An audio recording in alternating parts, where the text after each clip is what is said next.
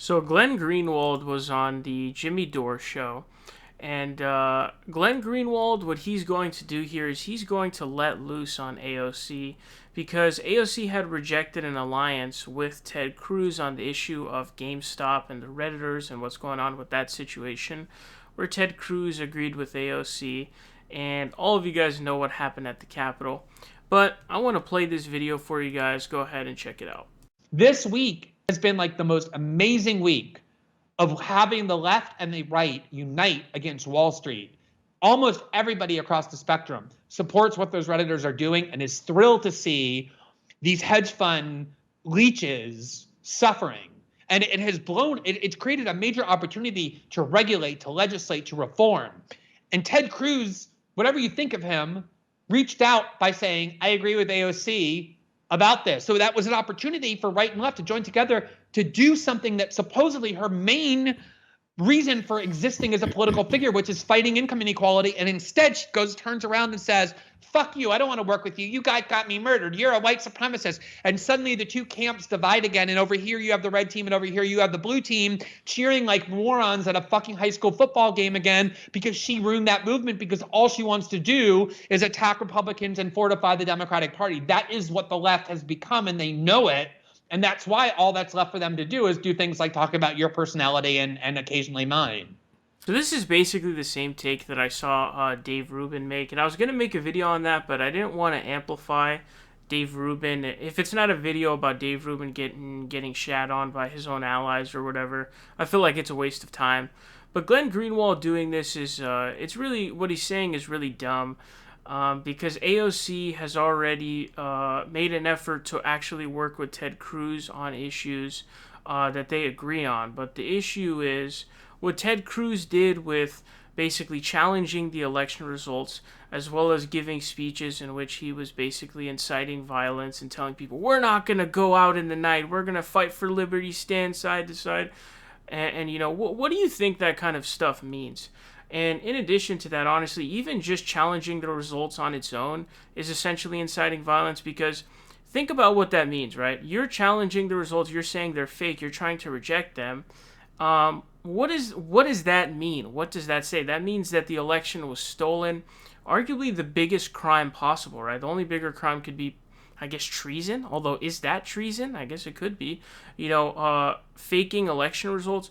What happens when a country fakes its election results?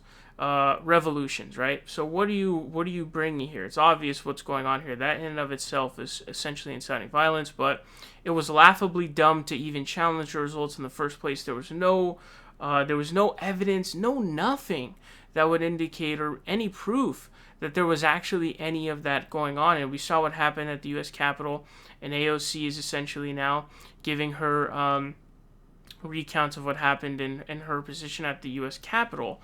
And so when somebody is a TFG at that point where you're threatening the institution of Congress and you should resign, you're not going to work with them. That's not how this works. And just to give you an example, you know, going back to May 30th, 2019, this is not something new.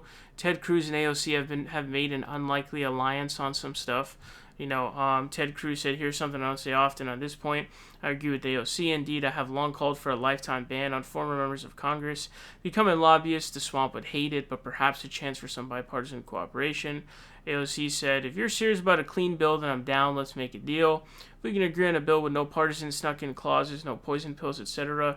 Just a straight, clean ban on members of Congress becoming paid lobbyists, and I'll co-lead the bill with you. And this is not something that is sort of an aberration out of the norm necessarily. There have been issues that we've seen where they agreed in the past, and AOC was more than willing to work with him on these issues because she is down to do that. It's not about the partisan stuff. The issue is Ted Cruz posed a literal threat not only to her life, but the institution of Congress at the U.S. Capitol. And what he did was so incredibly irresponsible, so dangerous, and so fucking stupid that, yes, he should either be forced to resign or he should be expelled from the Senate. And people need to keep up the pressure on that because it's absolutely true. And so you don't work with somebody like that once you have crossed a certain line and you're no longer a rational actor with any sort of agency. No, you're not going to work with that person. You're going to say, no, fucker, resign. Go fuck yourself. And that's essentially what she's doing here. I don't know if the Jimmy Dore disease is sort of contagious and whoever goes on his show just sort of contracts it and turns into a full-fledged dumbass. But that appears to be, I've seen Glenn Greenwald. He's kind of been on the downtrend over the past year as well. He's kind of gone down the idiot train as well.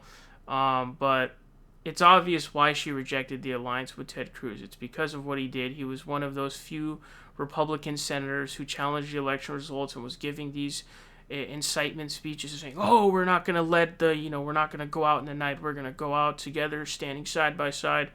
It's absolutely incredible that he doesn't understand what AOC is doing. But, Glenn Greenwald has kind of turned into a douchebag as well.